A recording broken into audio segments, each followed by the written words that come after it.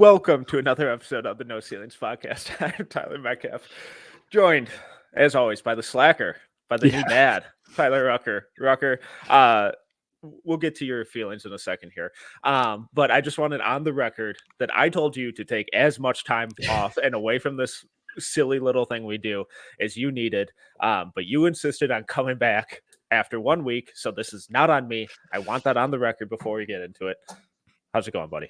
I'm doing good. Thank you, Metcalf. You did tell me that for everyone listening. Metcalf's like, take a while. And I took 1 week and I was like, I feel like I've taken a year off, so I can't do this anymore. I ruined the show that quickly that you like, I need to get back. Oh my God. I'm doing good. Little baby girl's good. Thank you for everyone for the kind words. It's really cool. Kind of turned to my wife after, I've had to wake up every 2 hours, which has been fun. And turned to my wife after about a week of this, and I was like, I got to do the podcast. And she was like, I want you to do the podcast. You need to do the podcast. So I'm back with a vengeance. Couldn't stay away too long. Thank you, Metcalf, for holding down the fort. You did a fantastic job while I was gone. I listened to that. I was very proud. So I'm happy to be back. Feels good. Feels right. It's great to have you back, buddy. All right. So we got a full slate today. Lot to go through. In case you missed it, version 3 of the No Ceilings composite big board. So that's the entire team combining our rankings. Average ranking went up live on the site noceilingsnba.com on Wednesday. So we're just going to kind of be running through that top 60, our likes, our dislikes, what we agreed with, biggest surprises, guys who fell out, guys who, all of it. We're running through 1 through 60. We're going to go 5 at a time. Before we dive into that, just a bit of housekeeping stuff. That along with Corey's draft stock update is also live on the site, so you can take a look at our rankings, and then you can kind of take a look at the overall stock and see the kind of community consensus rankings and how those have changed and how different sites are feeling about certain prospects. Kind of tied into that is the draft stock game, which we do. Since today's a very full show, we're just going to push that to next week, along with the rookie roulette for Jordan Hawkins. So next week we will be diving back into those, but today it is just big board reaction time. So Rucker, let's just dive into it. 1 through 5. At number 1 overall, we had Alexander Sarr. Number 2, Stefan Castle. Number 3, Jacoby Walter. Number 4, Nikola Topic. Number 5, Cody Williams. Where do you want to start?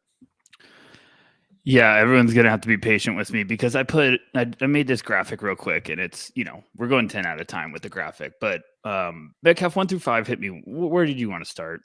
Are we still surprised Topic is at 4? I feel like there's a lot of passionate people that are like, hey, why is he not in the top 2? What are you thinking? I'm based on production alone. Top 2 makes a lot of sense. And, the people who have him there, I can understand the argument because the production is absurd, because the art finishing, the playmaking, it all feels NBA ready. I'm really interested to see how, his transition to Red Star, taking that step up in competition, how that's really going to kind of affect that production, because that the league that he was playing in with Mega it just wasn't good enough for him at this point. So this step up is going to be really fascinating to see how legitimate that first step is, how legitimate being that below the rim finisher that he is, how real that is, how much his lack of a mid-range jumper affects his game. I still don't really buy the shot, and I think that's where the big difference with me comes in.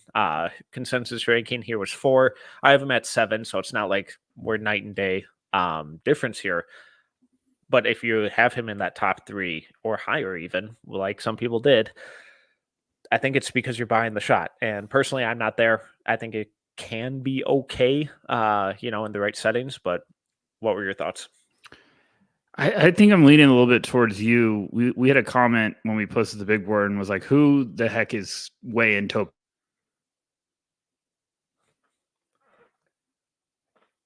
Want to come talk to me? Let's do it. So I have him at 6. I feel fine about that.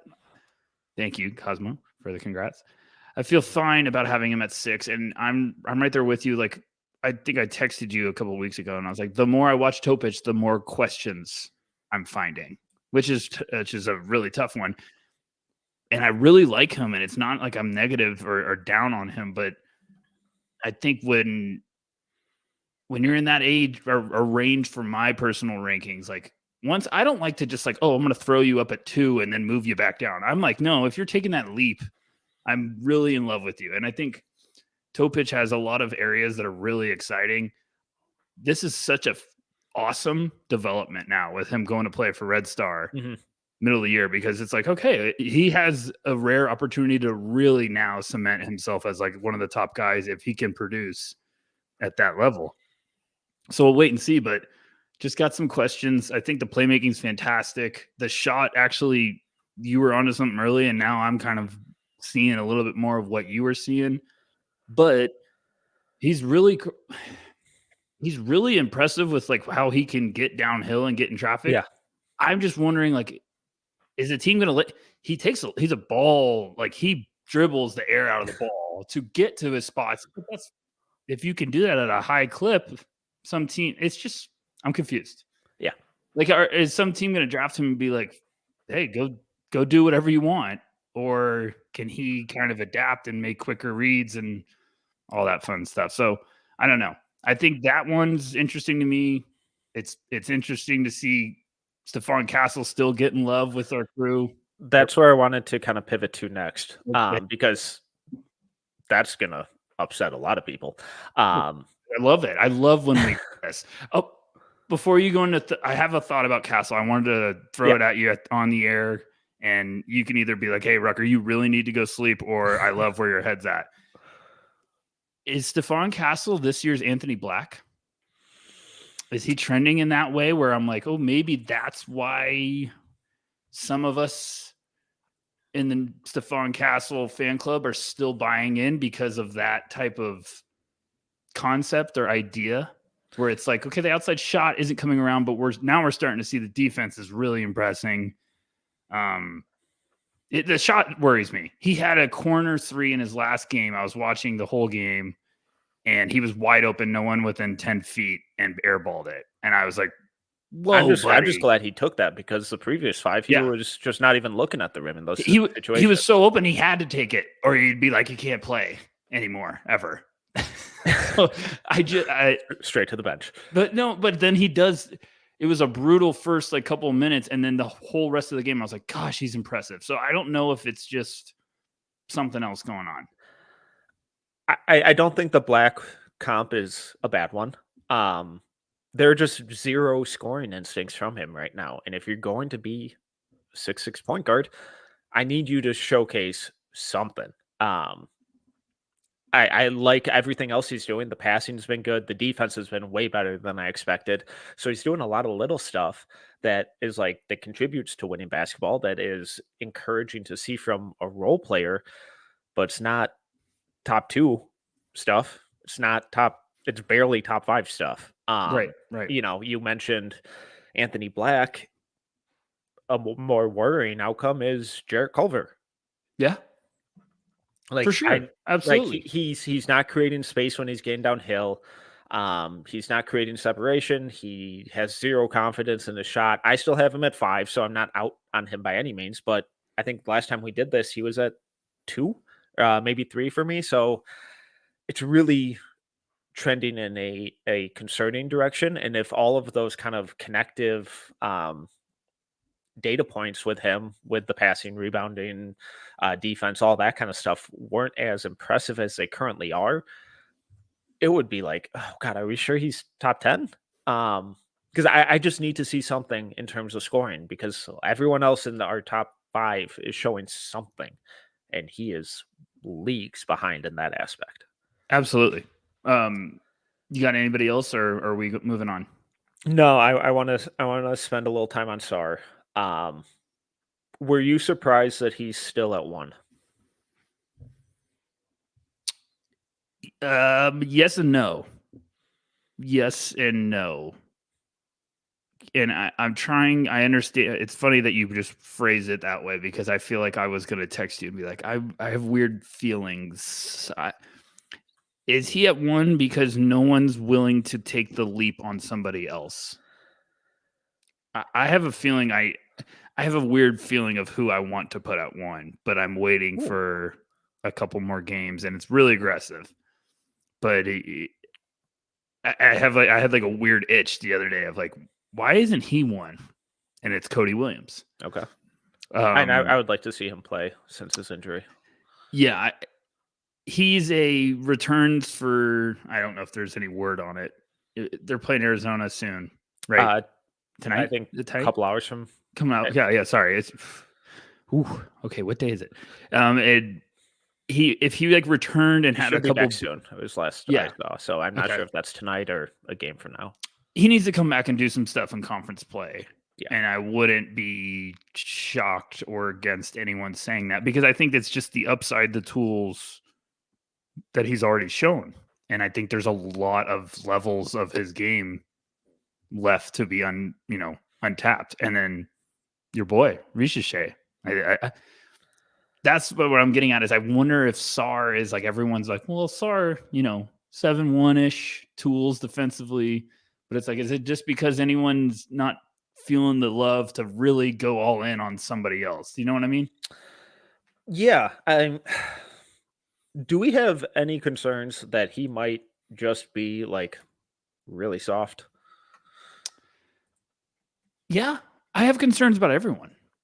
That's the problem. And that's what I love is because no one's separating themselves. Topic is doing the best job of creating some momentum to get going up, but everyone's got their concerns. Everyone's got questions. No one's wowing me consistently to be like, oh, he's running away with it. The year like this when we had Anthony Edwards, LaMelo, I feel like Anthony Edwards at least had that Michigan State game where we were like, holy crap, look at this. When this is on, look at this kid. I haven't seen that from anyone.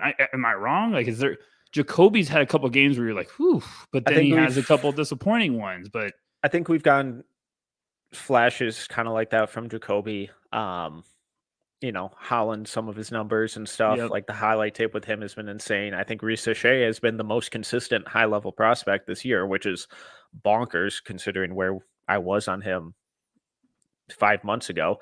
But yeah, just to wrap things up with Sarr, yeah, like the comments are saying, I think he's kind of soft, and I think his motor runs really low for way too often. The rebounding is very low for someone his size and for how athletic he is. I think it's just over 4 a game. I know he's playing just under 18 minutes. I'm just doing a quick glance here at stats, so sorry if those are a little off, but it's that kind of ballpark. Those rebounds need to be 2, 3, double of where they are right now. And he never gets to the free throw line. He's averaging just over two free throws a game. For someone who's that skilled, that athletic, that big, why are you settling for all of these pull-up jumpers? Why is your entire offense perimeter based? Take it to the hoop a little bit, show a little bit of post game, roll to the rim, create some contact, get to the line, get some easy buckets, because I think there's still a lot of questions about his outside shot. Because have you looked at his numbers recently? No, what do you think the 3-point percentage is right now?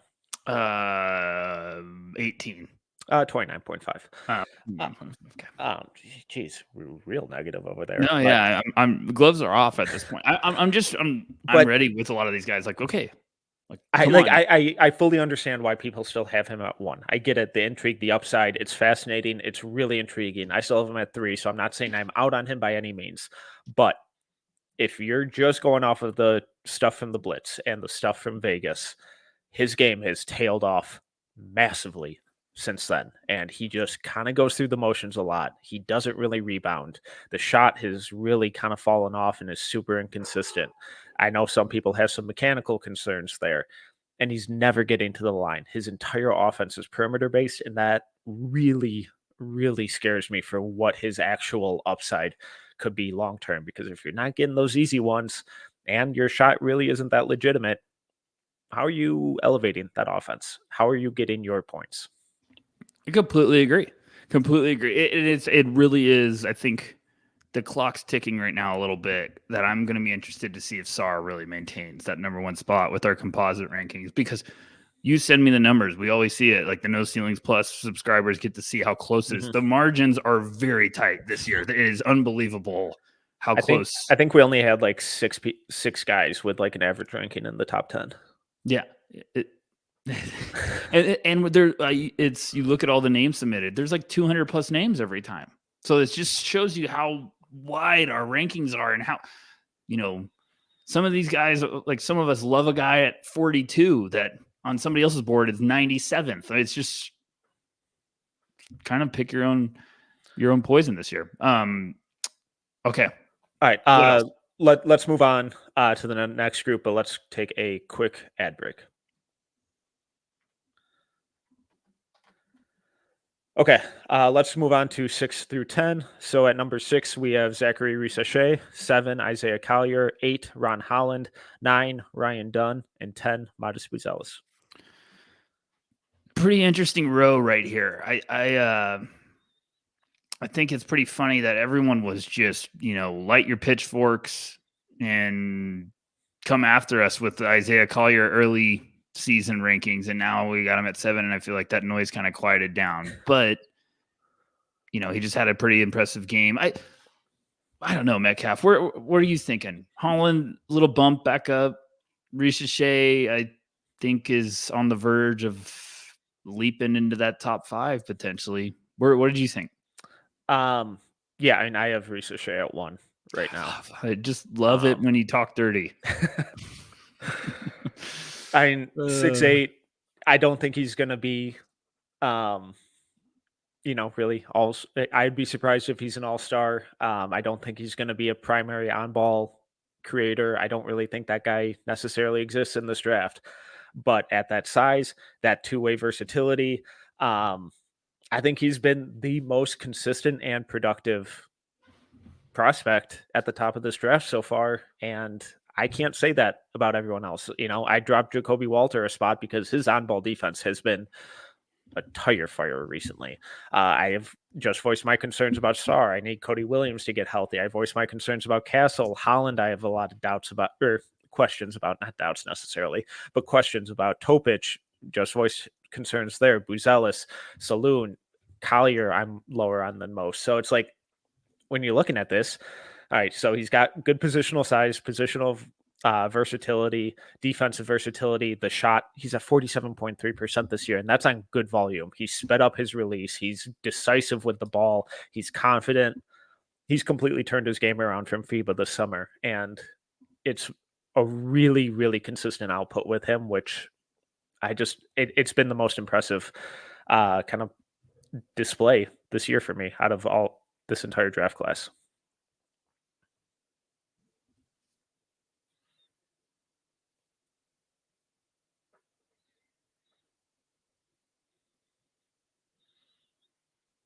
Can you hear me? Yep. We good. Sorry, everyone. I'm having unbelievable computer problems right now. My key. I want to respond to everyone in the group. My keyboard just stopped working, so I'm riding solo right now. Just hot mic going on. Risachet Metcalf has been probably the most impressive guy for me. Just watching him compared to where we saw him and now, he looks fantastic. I every time I watch him, I get more impressed, get more intrigued. So we'll see, but I don't know, man. It's just like, I saw you had him at 1, and I absolutely loved it because I was like, I get that. Like, his floor is getting me really excited. Where I'm like, okay, Risachet looks like you have a great foundation for him to start with, where it's like good size. I don't know if I'm buying him 6'10", but good size. He looks like he's got a great mentality now, and he's playing high level defense. I think he just looks way more confident out there. So I get it. I'm buying it. What else you got? Hit me. Pick your poison between Buzelis, Holland, and Collier. Where do you want to go?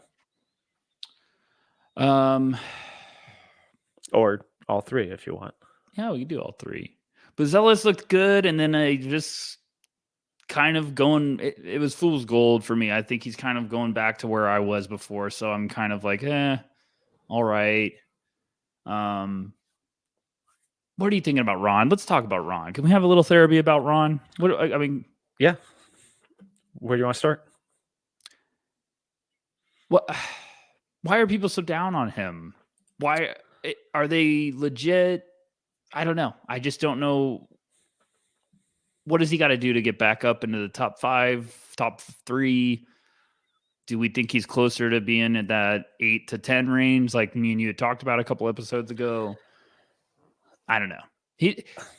I'm getting headaches, and it's not from lack of sleep. It's from this draft class. I'm getting headaches, and I just want things to get a little clearer, but I'm having fun at the same time.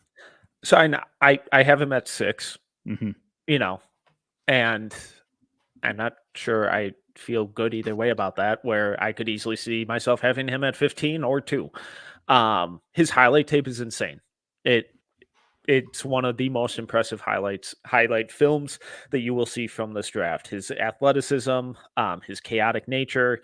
I've been really impressed with how comfortable and kind of versatile he's been with the step back jumper. I think that's been a really impressive and important growth in his game from high school and FIBA and all of that kind of stuff. So I think that's a really good place for him to start in terms of scoring versatility. I need that consistency to remain. I need that consistency to kind of start showing up a little more.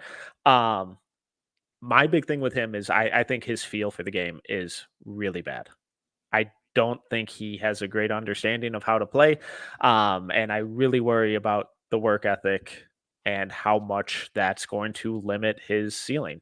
Um,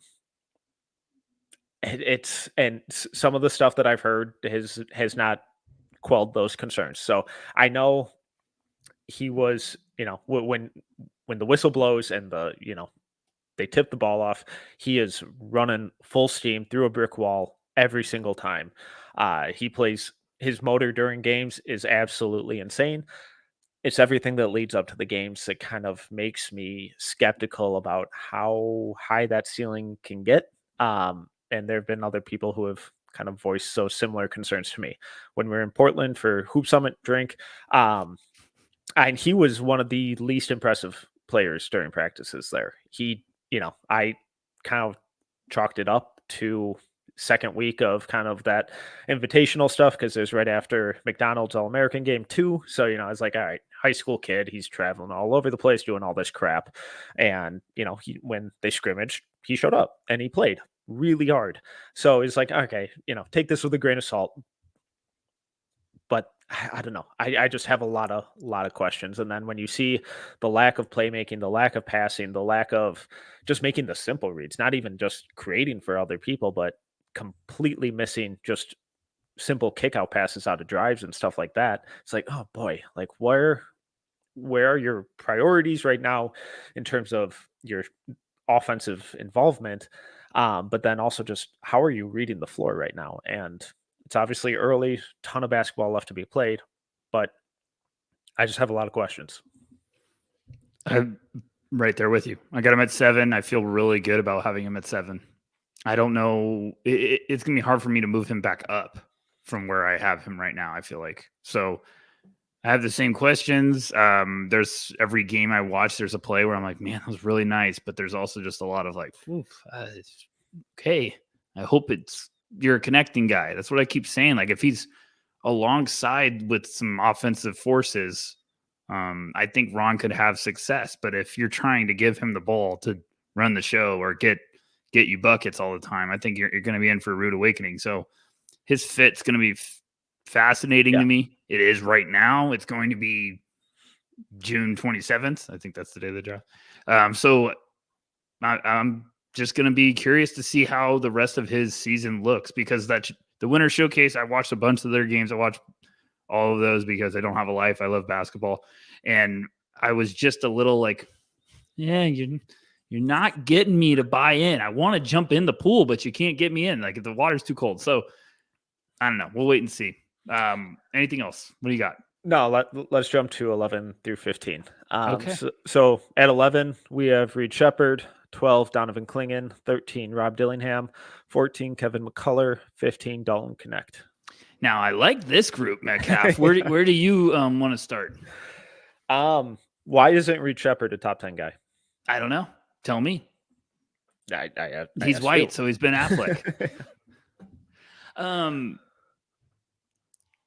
It's this is the fun stuff about evaluating, because you find a guy that we did the McDonald's All-American podcast, which seemed 8 years ago. We did it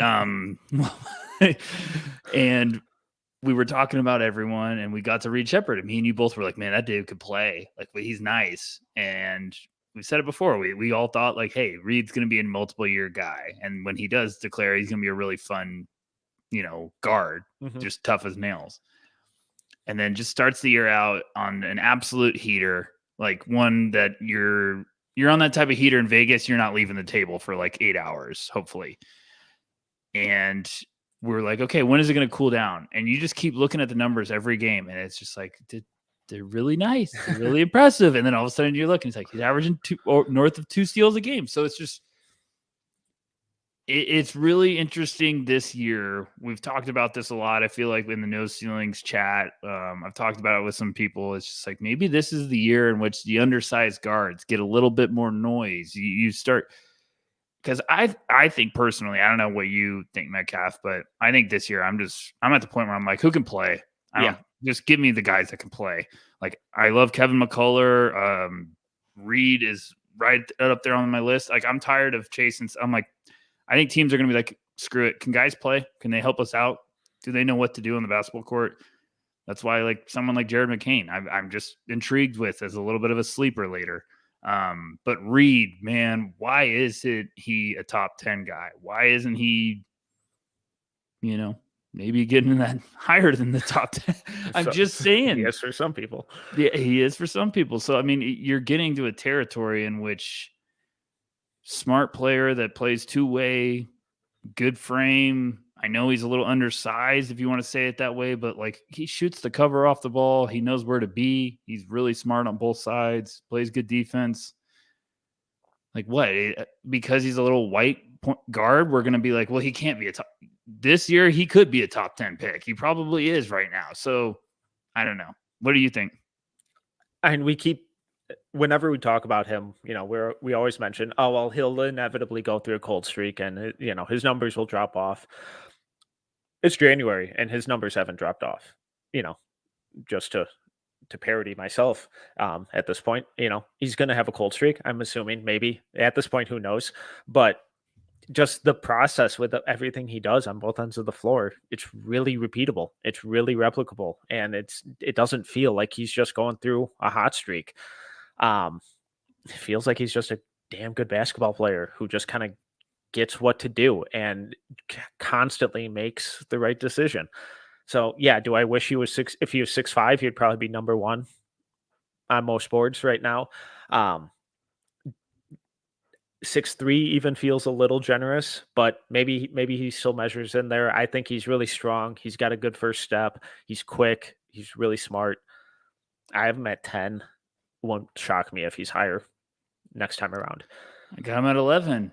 Also, this is the year in which everyone has to do the combine stuff, right? This is the big year that they made that, which couldn't be more fitting for this class. Like, it's like the measurement guy this year is going to be. We're so fascinated. Whoever's getting those measurements, because there's a lot of guys like Richeche. If he's 6'10", that's a different world. Reed Shepard, if he's 6'3", that's a big development. If Collier is 6'5", holy crap, I'm gonna be shocked. So a lot of that. Ron Holland doesn't come close to some people's measurements of him at 6'8". There's no way. No way. No chance. No chance. Okay, so what else? Clingan. Yeah, where you want to go with him? Because it's rough. Why do big, gigantic individuals after an impressive year? Why do they think like, hey, I could probably use 20 more pounds? This is what I was talking about when we were coming into the year, where all these reports where Klingen's added 20 pounds, he's up to 280. I'm like, that's not a good thing. No, that's not great. Like, That's not. why did we need that? Stop that. You just lost a ton of weight coming out of high school, and now you're That's throwing the it back biggest on. thing. Yes, you're right. We talked about that last year. Like he lost all this weight. So like, why gain it back? And like obviously it was surely far more muscle than what was previously there.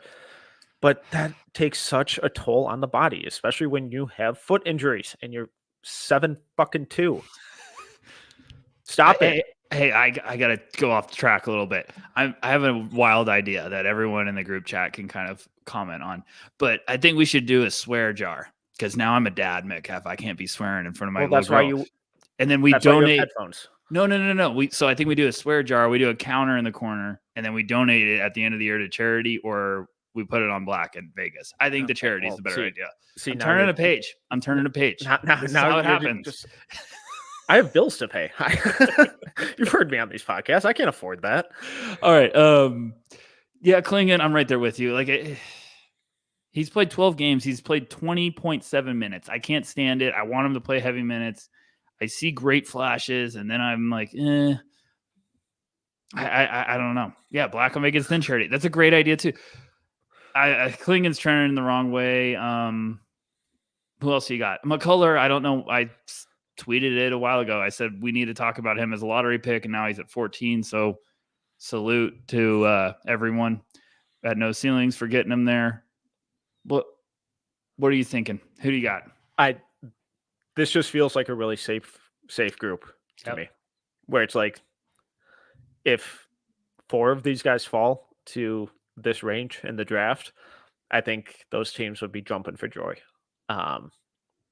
because I think McCullough's going to have a really long and good career. I think Connect is going to have a really good career. I think Reed Shepard is going to have a really good career.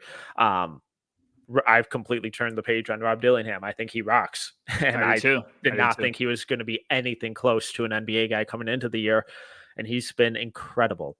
And, obviously there'll be the health concerns with Klingen, but if you get someone like that as your backup center who can give you 15 minutes a night and just be a kind of dominant defensive force, it's tough to ask for much more than that around this range in this draft. So I think this is a really safe group. And I don't mean that to come across as an insult, because some of these guys still have a really, really high ceiling. Got a question for you.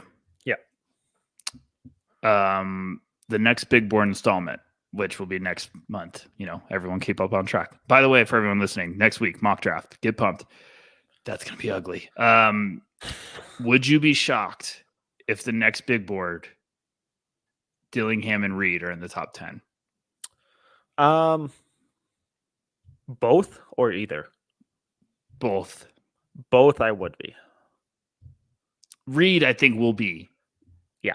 I think Dillingham's going to keep slowly moving up, and then we're going to get to a point where I'm like, two Kentucky guards are going to go in the top 10, and they're not the Kentucky players we thought they were going to be a couple months ago.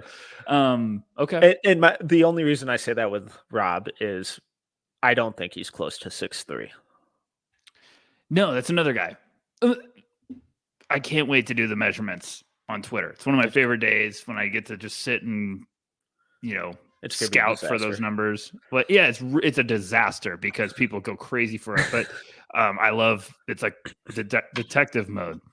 Okay, are we moving on? Yeah, let's get to 16 through 20. So at 16, we have Tyler Smith. 17, Kyle Filipowski. 18, Tijane Saloon. 19, Trey Alexander. And 20, Justin Edwards. In the arms of an angel for Justin Edwards. That fall. Ooh. And I think it's going to keep happening. Saloon is just, Hansel. So hot right now. Hansel. He's just on fire. I know he's at 18. That's a big rise. I think the one thing I need everyone to remember is I was putting these together, and there is massive jumps. Like there was guys that were like 43 to 20. And then Saloon, I think, was like 35 to 18, which is humongous. And then a guy that's going to probably start the next graphic, which I'm really excited to talk to you about, was a massive, massive leaper. So I don't know where you want to start. I think Saloon is trending in the right way in a hurry. Let's start with Saloon. Yeah. Where do you have him? I have him at 10. Bro, you take a week off and you still copy my board. I never look at your stuff. He rocks. Rude. He really rocks. He's fun. Now that's a kid I buy that's 6'10". Yeah. I think he's got fantastic. He's a giant on the court. The beginning of the year when I watched him, he's so energetic. He plays hard. He kind of didn't look comfortable of like, what am I supposed to do without the ball? Now it looks like he's like understanding where I should be, where I should move, spacing, getting open, cutting away from the ball. And he's shooting it at a high rate. So there's like a really scary, fun player right now. And I know, shout out Jonathan Gavoni. I know he moved him up to 6, which I was like, that's a very loud endorsement, but let's get weird. I would not be shocked if he's really getting up into that territory. I mean, shout out the international class is really sending a statement this year. It's fantastic. I almost just swore, but I can't because I have a kid now. So I'm pumped, Metcalf, about Saloon. What about you? Yeah, and I think when you look at the biggest kind of home run swings to take in this class, I think his name is right towards the top of that list. Yeah. Size, athleticism, motor. I buy the shot now. I was skeptical coming into or at the beginning of the year, but it's really grown on me. Again, I don't think he's ever going to be a primary option, but I think the defensive upside is there, especially with more coaching, more experience. There aren't 10 players in this draft who play as hard as him as consistently as he does.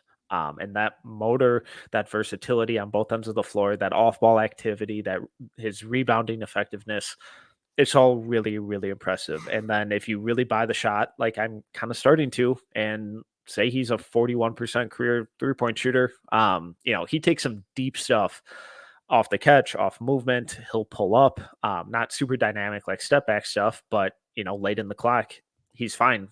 He taking a heave at the rim. And I buy it. And at that size with that versatility, why not in the top 10? So, I mean, he's averaging 9 and 3 with 1.2 steals a game on 42, 39, 76. And I know everyone's like, well, that's not that great, but that's in 21 minutes. And his last stretch of games have been unbelievable. Like he's really starting to cook.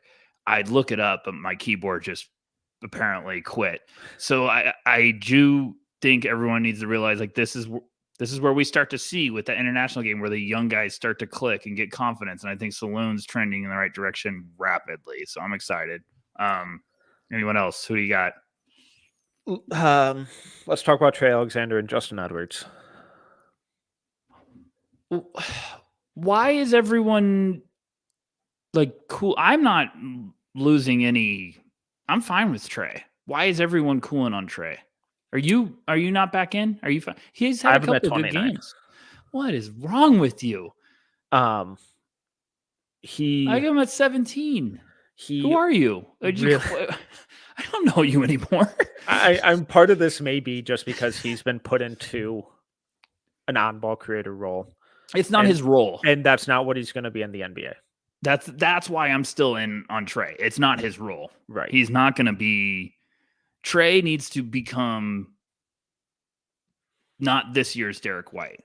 Like Trey needs to be a complimentary guard that could play along somebody else. Trey. Same. Lockdown Scout. I love that comment so much. The fact that you brought up this or that in a comment. Oh my God. I love you guys. You guys are the best. Like that's why I wanted to get back to this because of all the positive comments. You guys are fantastic. Family. You guys are all right. I'm still in on Trey. I still have him at 17. I feel great about it. because I think it's exactly what you just said. I think he's in a position this year, the situation. We found out this year that Trey's probably not a go-to guy, which is fine. Beginning of the year, I was like, oh my gosh, is he going to be a Right. Because he's primary making ball handler at 6'4"? everything. I don't think he is. So Yeah, so that's my thing with him is I think I'm at the lowest point right now. So now that I've just been all right, with the role he's in right now will not translate to the NBA. It won't right, work. It right. will be a failure if that's what he's put in position to do. So now I'm at the point of okay, let's build it back up. Let's kind of reimagine and go back to what he was more last year and the year before that, and more of an off-ball kind of secondary creator role, and see how the skills that he's developed in this year as an on-ball guy can then kind of be elevated in more of that tertiary role at the next level. And so I don't think I'm going to necessarily end the year with him at 29, but his inability to separate on ball is really concerning. I mean, he can't create any space. The athleticism, the explosiveness, it just isn't there. But the shot still looks solid. The defense is pretty good. There's some good passing stuff. So it's just going to be kind of working back up to, all right, how realistically can this stuff translate into more of an off-ball role, and how comfortable and effective can he be at that? So I think I'm at my low point with him right now. Justin Edwards, I might just be done with for this year. I'm done. I'm out. I have him at 45. Oh man. Okay. I guess I wasn't that out. Or wait, I had him at 37, but it's like, he's just free falling. And I see guys behind him that I'm like, eh. Like I had Dylan Jones at 41, and right now I'd be like, I'd take Dylan. Like Dylan's just been rock solid. This or that. Justin, you're on the clock. This or that. Justin Edwards or Zach Edey? Edey. Okay. That's just fantastic. I'll before we move on, because I wanted it. It's a great segue. Tyler Smith at 16. Every time I watch the Ignite, Tyler Smith does something that makes me just like, I'm in, man. This kid can play. Like that's another kid on the, maybe that's an article I need to write. Just the team of like, can you hoop? Tyler Smith goes in and he takes smart shots. He knows his role. He doesn't try to do too much. And then the Ignite don't play him more. They just bring in Holland to play like 30 minutes. And I'm like, Smith might be the best player on the team. So he looks great. And he keeps slowly climbing up the board for us. So it's been pretty cool. Anyone else, or should we just last thing on Edwards? So I mentioned it in my piece last week. I mentioned it on the pod last week, but I'm out on Edwards as a this year guy. I'm not out on him as a player in totality.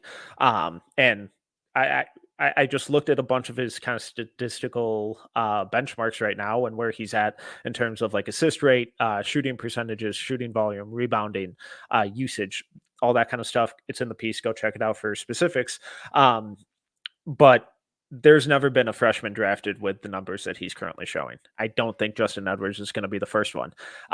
If he gets that 3-point percentage over 30%, gets on a hot streak, some of the names that were then included were the freshman seasons of like Franz Wagner, Mikal Bridges, a couple other of those kind of rangy wings, but they were all guys who came back for at least another year. So I think Edwards just needs to come back, find his confidence, have the game slow down a little bit for him. And then I think we can kind of start talking about him again next year. That's it. My dream for him is to go back another year and just the offseason be pissed off. Just like have that mentality of like, I'm going to destroy people next year. And Kentucky has another good class. Shocker. I'd love it. He has the tools to do it. I just think he looks like a fish swimming in an ocean, like a fish from a pond that just got thrown into the ocean. That's just like trying to find his way. And I think I'm right there with you. There's so many guys I love. Like there's guys I'm already writing down like, man, I can't wait to see him next year. People still have him on their boards for this year. I'm like, he is not going out this year. But we got a long way to go. But with Justin, it's just, I think he cares. I think I've heard good stuff about him behind the scenes. I think it's just it's okay. Take another year. Yeah. Kevin McCullough would love to talk to all those guys that are like, oh, Like McCullough all of a sudden just kept working on his game, and now he's looking like a guy that's going to go in the lottery. I just think Edwards takes time, folks. It takes time. Do you have a Tyler Smith comp?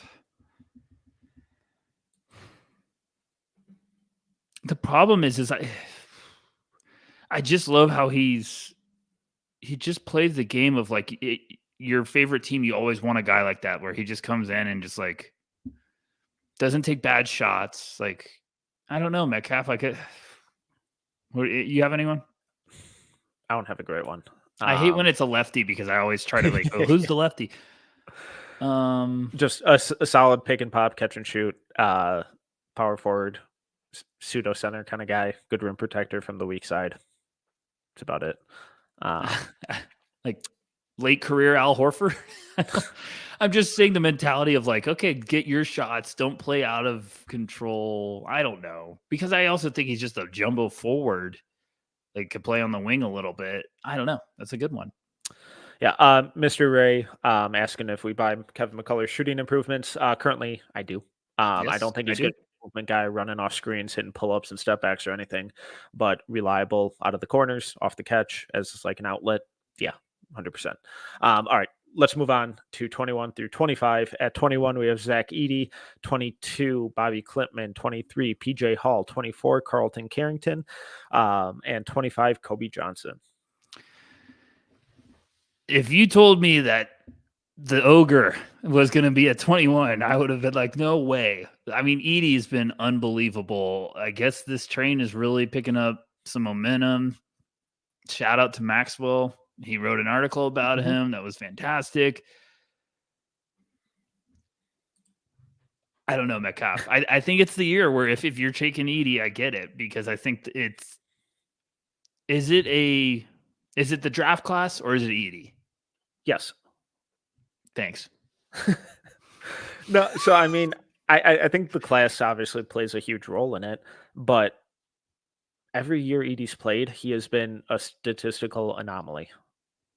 Any query that you want to run, he's going to be one of the few guys that pops up in everything, as long as you don't include 3-point shooting. I keep trying to Google stuff and my computer died. So that whenever anyone sees me just pissed off, it's because my keyboard, I don't know what's going on. We got to get on the same page. Go ahead. Sorry, Micah. No, but I'm like, incredible rebounder, incredible hands, probably the best screener in the country. Good scoring touch. You know, has developed a little bit of a push shot. Really good rim protector. Never gets in foul trouble. Plays a ton. Never gets hurt.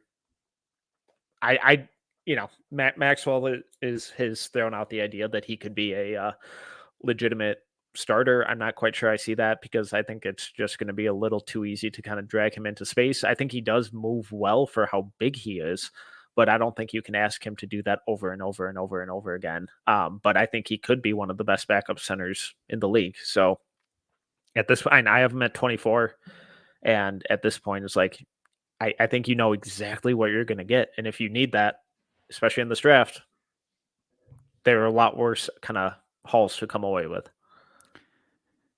I mean, I think people are buying into the idea. I think people are buying into Edey at least working. The thing is, I've watched Edey. I've always been like cautious because he's just a gigantic human being, where I'm like, is this just a really dang good college player, or is there something here? And me and you have said, I feel like since last year, where we're like, someone's going to take a swing on him, because someone's going to be like, if it works, it's going to work for us. And I've watched him closely. They just played Arizona, and he was very impressive. And he's got great touch. He's got great hands. He's got good feet. And at that size, like, if it can work at the NBA level, that's going to be an advantage for any team. Like I asked an exec, like, I was like, what do you think of Edey?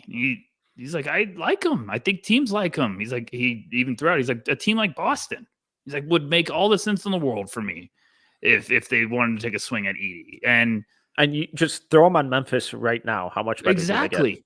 That's what I'm saying. And I understand the idea of like, maybe he's a starter. I still think if you had him coming off the bench early on, that's a fantastic little wrinkle.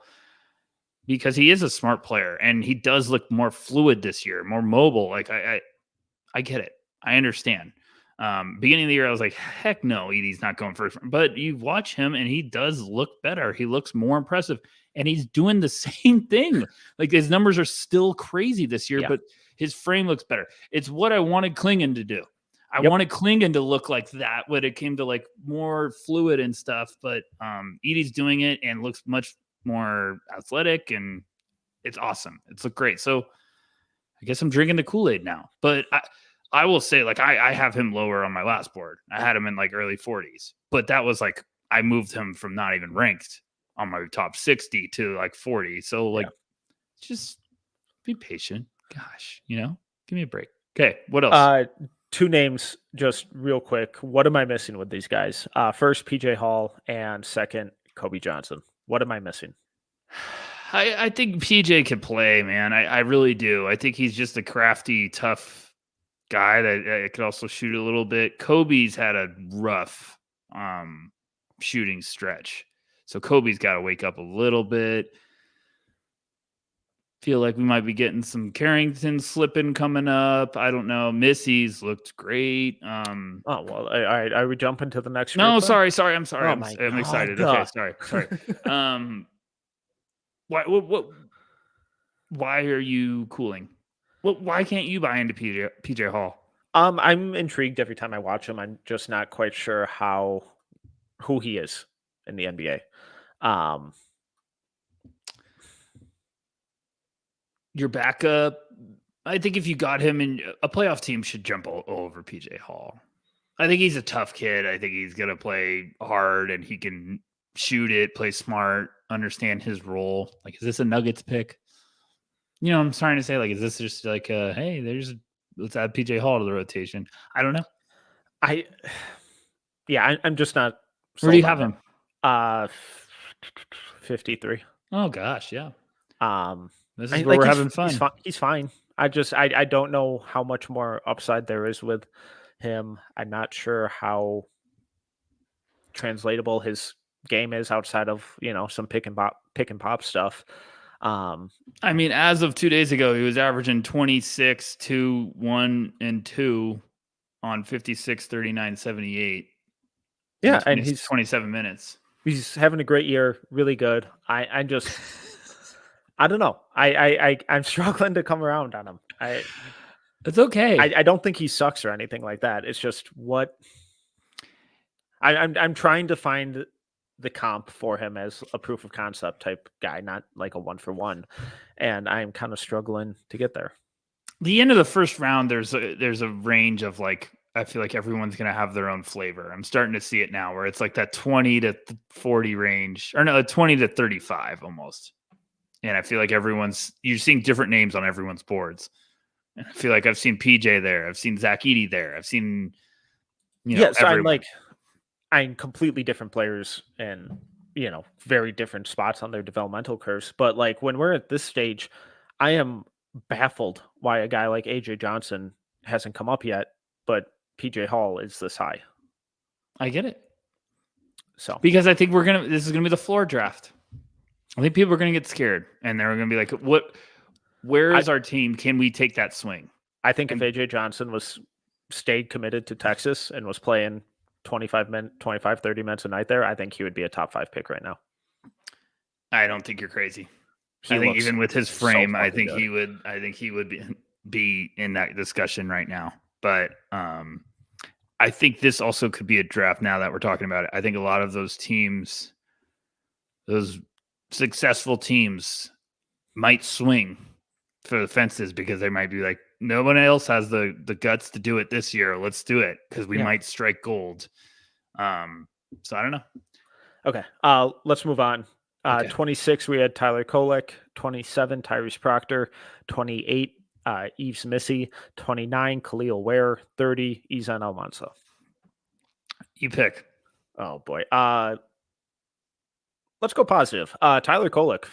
He rules. I have great first name. Great first name. Incredible first name. High character. Clearly, just off the name. Kolek looks good, man. I watched them play. Who was it? Was it Creighton? I don't know. Who did they just play? They played a good team. Whatever. But I watched him, and I was like, man, Kolek could play. Corey wrote a great piece about it. You watch Kolek on the court. He does have a lot of Goran Dragic to his game. He just looks tough. I like him. If the Timberwolves could land him in the first round this year, I would be ecstatic. Just gets how to play. Not an all-star or major ceiling raiser, but he's just going to lift the floor of everyone he plays with. He just makes everyone around him better. Eves Missy is steadily growing on me. Sorry, go ahead. Kolek's going to go to some team's workout, and they're just going to look at each other and be like, we're not letting this kid get past us. Like if he's on the board at like 16, some teams just going to be like, we love this kid. Let's just take him. Like, I'm just convinced. He's just tough as nails. I think he's going to be ready to go to war, even as a rookie. So, yeah, go ahead. Sorry. No, just I think Missy is kind of steadily growing on me. He just crept into my first round. So it's good to see kind of someone as raw as I thought he was, just kind of steadily improve throughout the year and just kind of plain simple, playing within himself and doing the things that he's best at. Missy against Filipowski was a big I'm not statement game, but that's the big, what was the phrase I'm looking for where you're like hanging your hat of like, if you want to sell me this pen game of Missy, like he's just going to be like, did you see me go against Filipowski? Yeah. I feel like that's the Scouts game. His version of like a Heisman moment. Yeah. I mean, he looked great, but I don't know. I'm where do I have him? I still am low on him. I still got him at 49. Oof, I have him at 30. I would gladly take him over the two guys that are right behind him on our consensus. I mean, yeah, that's a good one. So this or that, him or Khalil Ware, you'd take Missy? Oh, by a long shot.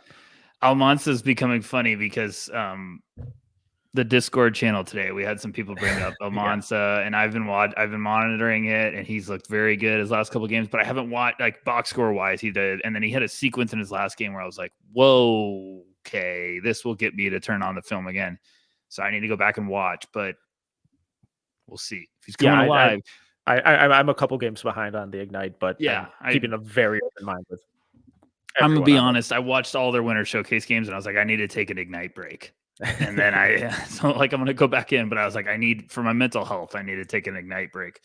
So I'll go back in and watch Almanza. But yeah, it's a rough stretch right here. Yeah. It's not my cup of tea. So we'll see. But I don't know. Where are you at with Proctor before we go on? We got some comments about Proctor. I haven't seen the Syracuse game yet. It's on my list for hopefully tonight. But everything I keep hearing is that, yeah, he's looked really good in that game. So I was really high on him coming into the year. He's just kind of dropped a little bit. I have him at 32 right now. The shooting at the beginning of the year was really concerning, but he, was obviously out for a minute. So it's more of a symptom of kind of other guys jumping him at this point, and still holding on before I kind of really drop him. But I don't see his stock getting this much lower, for me at least. I'm still buying. I have him at 20. I'd be very comfortable if a team loved him, if you got him around that 20 to 30 range, because still got good tools. I think we just know that some of these guys aren't what we were hoping they were going to have that breakout year. I think a lot of us were hoping a lot of these guards coming back, we're going to have this Jaden Ivey type of rise. Like okay, they're here. Welcome to the big show. Riley Kugel, we thought that was going to happen, and whoa, that didn't happen. So but guys like Tyrese Proctor, I think now I'm just kind of like, hey, you're not probably going to be a go-to guy, but you might be a little bit more complimentary or more of a project where some team's going to have to keep developing you. So I'm not out on him. I still think that's a guy, if you got at the end of the first, you'd be happy with. If the intel checks out, if you got a good plan for him to bring him along slowly, that's just me. All right, let's take our last ad break, and then we'll get into the second round. All right, Rucker.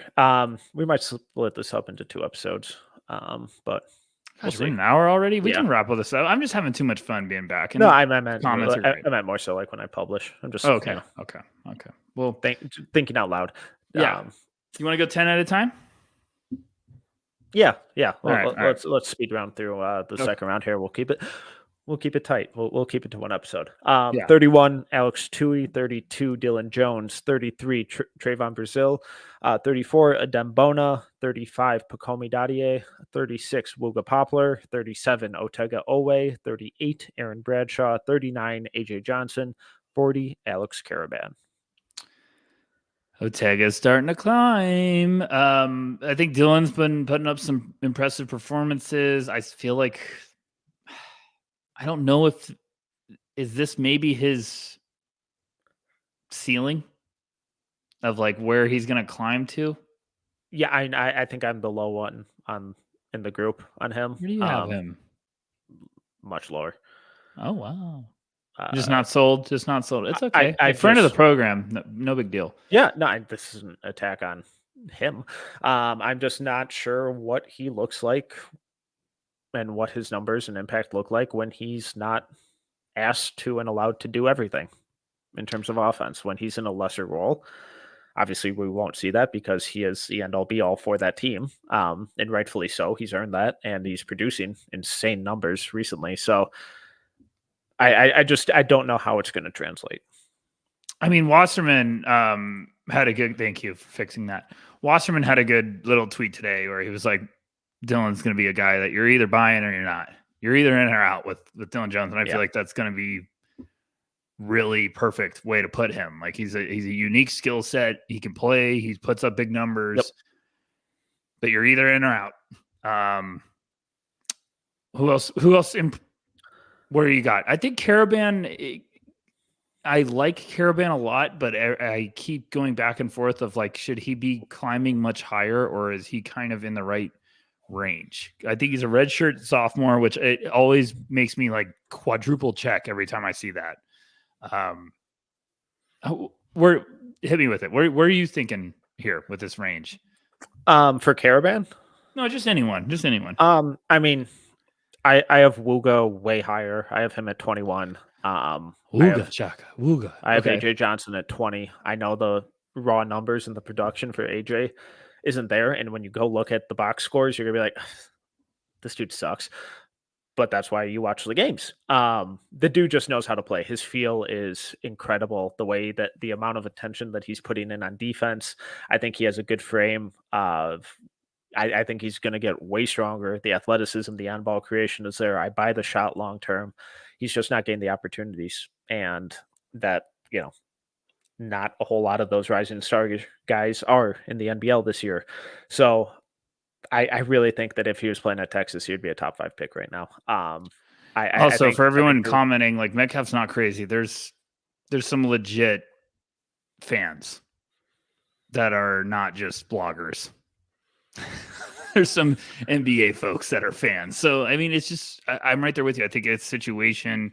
And I'm like, are fantastic. If I'm a playoff team and he's there in the 20s, I'm jumping all over that. I'm getting the extra year on the contract and I'm telling him, hey, you're having the Anthony Simons developmental plan where you're going to be in the G League just playing and getting stronger for a year. We'll see you next year.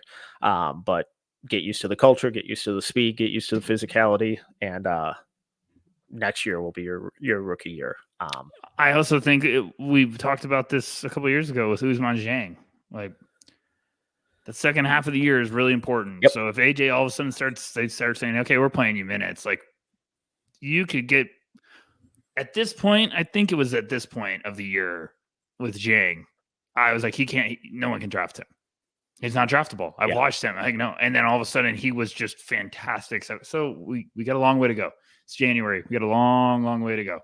But I get it. And trying to think of who else on that list gave me some attention. Someone commented and said AJ Mitchell should be much higher. That's not my burner account, I promise you, but I agree with that. He's I've moved him up a bunch for what it's worth. Wow, I'm proud of you. Okay, we could save this. I love him. I love him. I have him He's at 20. No, I oh, have him at 32. I have I him at haven't moved him 32. up that far. I have him at 32. I love AJ Mitchell. Okay. Any other names here, or should we move on to the next? Aaron Bradshaw, I could see continuing to kind of I could climb. too. Wooga's looked good. I could see him continuing to climb. Why does the team hate Wooga?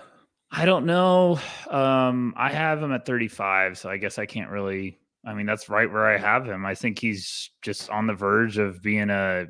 He's putting up great numbers. He's putting up fantastic numbers. Let me grab those. He didn't play last game because he was hurt, but he's averaging 16 points, 5 rebounds, 2 assists, shooting 52, 50, 87, which is just like, are those numbers correct? And yes, I've double checked them. So, and it's on. What else do we need? So And he's shooting 50% from 3 on 9.5 attempts per 100 possessions. Defensive rebounding rate of 60, effective field goal rate of 63.8 with that much 3-point volume. It's ridiculous. I don't know. He's an awesome athlete too. I think he's just a stud. Stud might be hard, but Pacome is my boy. So I love that comment right there from Tomas. Sorry if I said your name wrong. I do my best. I love Pacome. I absolutely love him. I would not be shocked if he starts getting some more playing time. I keep asking around about him, and a lot of fans, a lot of intrigue. I wouldn't say like hardcore fans of like first round, but there's some intrigue. Moving on. Yeah, let's at 41, we had Jared McCain, 42, Tristan Da Silva, 43, Oso Iguodaro, 44, DJ Wagner, 45, Kwame Evans Jr., 46, Deron Holmes, 47, Dylan Mitchell, 48, Keishad Johnson, 49, Garway Dual, 50, AJ Mitchell. The floor is yours, Mr. Metcalf. Oh boy. I think Kwame Evans could be in the first round next month. He looks really good. I went back. I need to move him up a much more. I didn't have him in my top 60 last time, and then for submissions, and then I went and watched him, and I was like, oh my, okay. Like, this is what I thought Kwame was going to be since the beginning of the year, and now it's starting to happen. So, yeah, I wouldn't be shocked if he's the next name that starts really cooking up some boards. Still love Jared McCain. Kind of crappy today about the news with Bryce Hopkins. So Garway's, I know they're different positions, but Garway's probably got a chance to really get some more minutes because they're going to need someone to step up. And I don't know. What are you thinking there? Yeah, I mean, I talked about Garway where it might just be time to give up on the idea of him this year. I love his defense. I love the playmaking, but just the scoring is non-existent right now. I know he has a sub 40 effective field goal rate as of last week, at least. It's just not NBA ready. So he's got to figure it out in some form or fashion. Maybe it's next year. Maybe it's later this year. Who knows? Going to be a ton of open shot opportunities now that Hopkins is down, unfortunately. But it's tough. Let's see. I think Tristan Da Silva should be a lot higher too. I have him in the first round. I have him at 25. When you look at guys who have just put up the numbers that he has, they're almost all NBA guys in some form or fashion. So he just kind of quietly produces and contributes on both ends of the floor. It's nothing overtly flashy. It's not the sexiest game or most explosive game that you'll ever see, but it's effective. It's efficient. It's versatile. So I think he deserves a little more love too. I was a little shocked that he was there. I thought he'd be a little higher. I think I'm right there with you. I thought just he's fine, but I feel like it's just some people might be like, maybe we're overthinking Silva, where we're just like, hey, he's fine, but is that where you start getting a little scary of you're chasing potential swings still instead of looking at like Silva can just help you. He can play. He's smart. Deron Holmes is so funny because he just hanging around. Kid's got alligator blood. He's just always there, it seems like, and he's always put up some good numbers. So be interested to see. I still think AJ Mitchell's got to be higher. I love everyone that knows like kid can play. So that's all I got. You want last 10? Yeah, let's round this out. 51, Donovan Dent. 52, Jameer Watkins. 53, Bronny James. 54, Matthew Cleveland. 55, Kylan Boswell. 56, Harrison Ingram. 57, Tristan Newton. 58, Scotty Middleton. 59, Juan Nunez. And 60, Adu Thiero.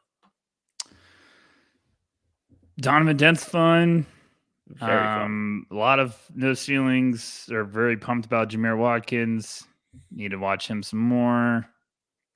I thought Boswell's looked much better. I still think he probably is a next year guy, hopefully, but I don't know.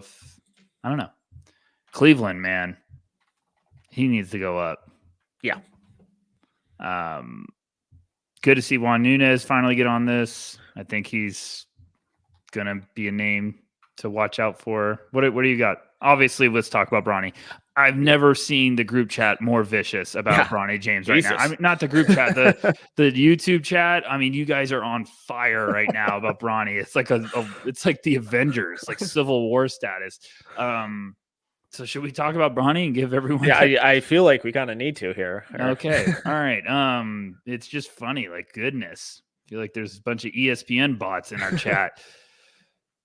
Bronny's look good. Yeah. USC has been a disaster. That's one way to put it. Bronny looks fine.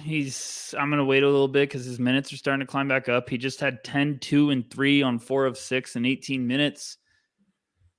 He's what I thought we were gonna get from Bronny.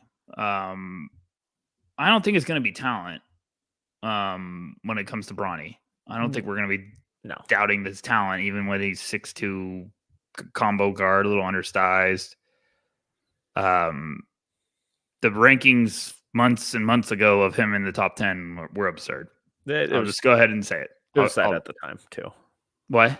It was bad at the time. It was terrible. I'm sorry. I love everyone. It was terrible. I was like, no, I know why he was number 10 on that graphic. But Bronny can play. If everything checks out, I'll say that again. If everything checks out, because that is going to be the number one thing. Like, yeah, I wouldn't be surprised if he climbs up some boards. Like, he's smart defender. Mm-hmm. Me and you talked about him from when we saw him at Hoop Summit Drink. Like, he is very, very advanced mentally, defensively. Yeah. Like, when it comes to, he understands fundamentals. Like, shocker, probably had a good teacher.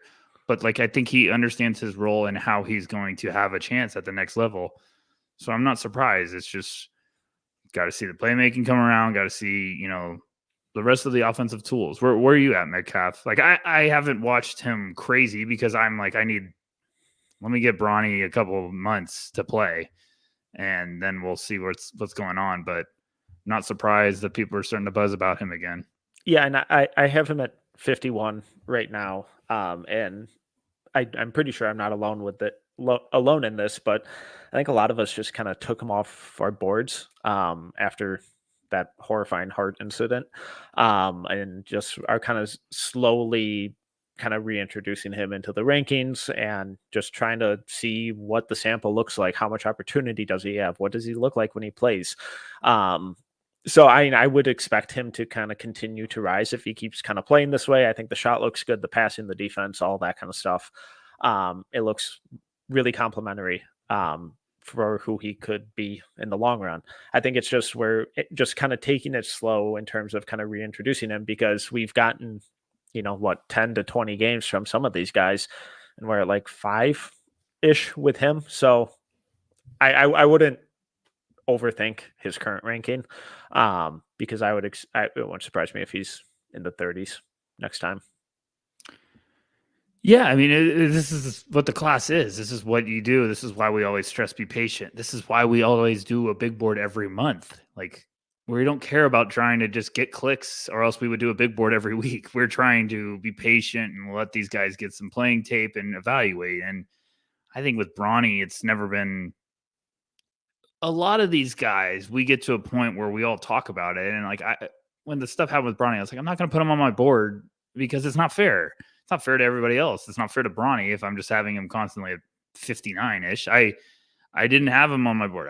I've had him right on my I have a list of guys that are like knocking on the door. Bronny's been right there because I was like, I need to wait and see what he can do. But the brief stuff I've seen right now, I've been pleased.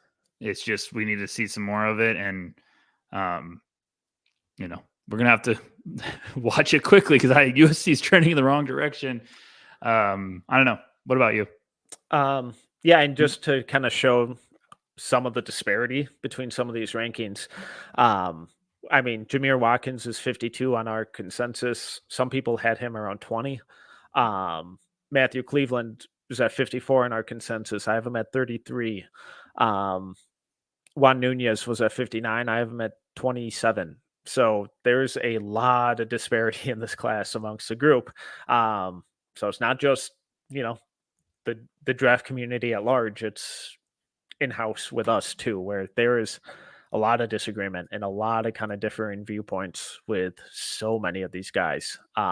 So it's important to remember that this consensus ranking is the average of like 8 to 10 different boards and different evaluations and different viewpoints and different values.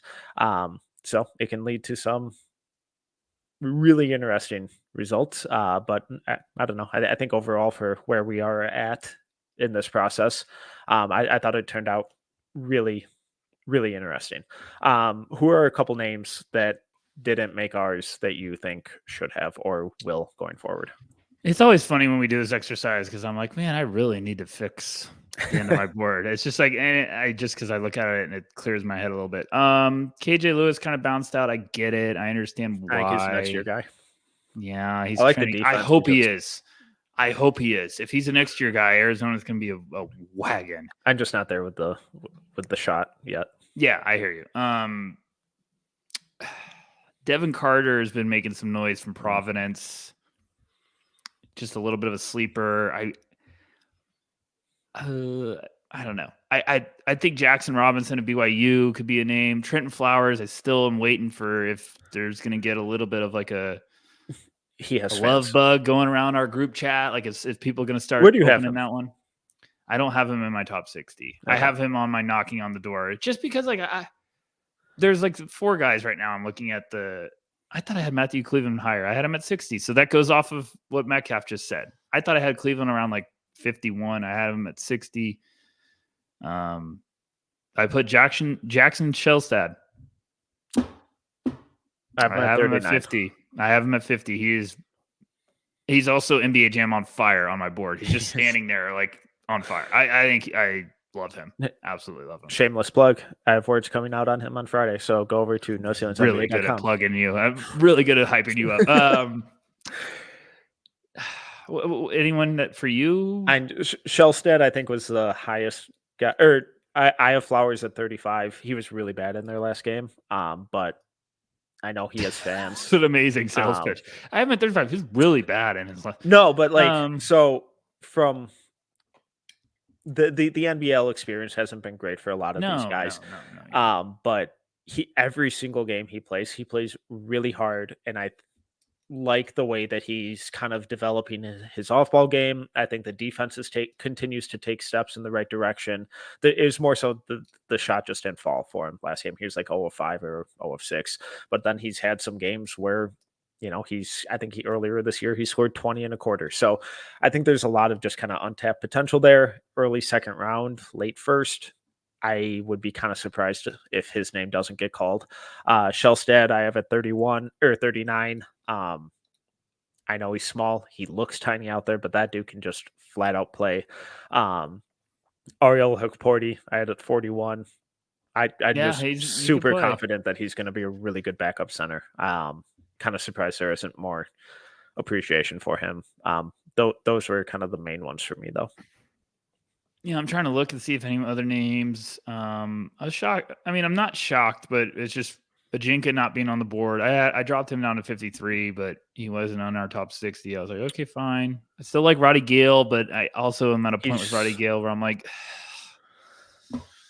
is it just another year? Like, do we need another year, He's tough for me because I feel like that's the exact type of guard that burns me every single goddamn season. I get it.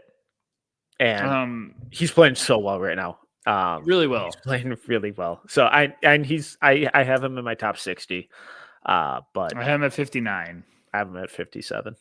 Okay. Well, screw you. Get away from my board. Anyone that you're out on Ooh. that you could see buying back in on? Oh boy. Or any other names. I know that there's some Eric Reynolds fans at No Ceilings. Malik Mack for Harvard was awesome. There's just some good wild cards around here, but I'm also at a point right now where like I had Duran right out my top 60, Duran Holmes, and now I'm at a point where I'm like, okay, well, is Duran doing enough to just get back up there? Because like, you know what I'm trying to say? Like, I think that's a really good name to use. Who's the Texas Tech kid we were just talking about? I really like him. Gosh, I'll remember it. Yeah. Me and Maxwell were talking about him, and we were like, is he maybe a next year kid? I can't use my damn keyboard. I don't know. But Donovan Dent was climbing. I just watched that New Mexico game. Toppin looks great. Like, there's just a lot of time and a lot of names. And I mean, what, Metcalf? I'm going to find the number right now. We had 176 submitted names for our big boards. Oh, I know. Which is absurd. And Metcalf has to do all that math, and it's ridiculous how close some of these rankings are and numbers are. Like, goodness. I don't know. Anyone else I'm not thinking of? I don't think so. I'm just going to give a couple just real deep cut shout outs. First two, and they're just like two really athletic centers. Felix Okpara from Ohio State, just continue to love his defense, his rim running, the rebounding. Probably not a this year guy, but just because the offense is incredibly simplistic, but that dude can just flat out defend. And then similarly, well, I can't talk anymore. Similarly, there we go. Miles Rubin from Loyola Chicago, block rate of 15.1 right now, leads the country in it. Super raw athletic freshman, really good, incredible athlete, really good shot blocker, really good, ton of defensive upside, really good rim runner. So maybe not a this year guy, maybe transfers up next season, but I've been really impressed with his game this year. I completely get it. And just another, sorry to interrupt, but someone else that, a bunch of the No Ceilings crew has been really impressed with is Nick Clifford from Colorado State. Yes. So he's climbing quickly. Yeah, that's all that's all I got. I will try to find some more names, but I feel like we did a big range of them. I think we covered it. So yeah. You got anything coming up? Anything you want to plug? Do I want to spoil it? No, I'll keep it a surprise. Let's just say the draft fans are going to be excited about some video content coming out. There's going to be a lot of them. All right, screw it. I'll just say it. I do the midterms every year for No Ceilings. Been working with Corey behind the scenes. Corey's helping me with the graphics. We're revamping them entirely. They're going to be very, very awesome. So I'm getting ready to do those. So, when I'm not active on the line, that's because I'm usually doing something for No Ceilings. So I might probably escape to a rabbit hole for that. I'm going to try to get, 40 or 50 players done, but they're going to take some time. Just, coffee. That's all I need, folks. Coffee. And it's not like I'm sleeping anyway, so I got a lot of time to just do it. But no, that's probably what I'll do. I need to write a couple things for No Ceilings. I'm getting the itch. Probably, I want to write about AJ Mitchell, so I think that might be coming up soon.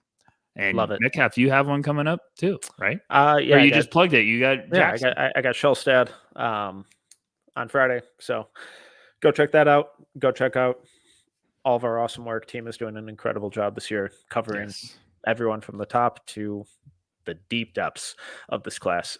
So you can find all of that at NoCeilingsNBA.com. But once again, I'm Tyler Metcalf. You can follow me on Twitter at TMetcalf11. He is Tyler Rucker. You can follow him at Tyler_Rucker. If you enjoyed this episode, please make sure to subscribe, leave a review, and a 5-star rating. Until next time, see ya.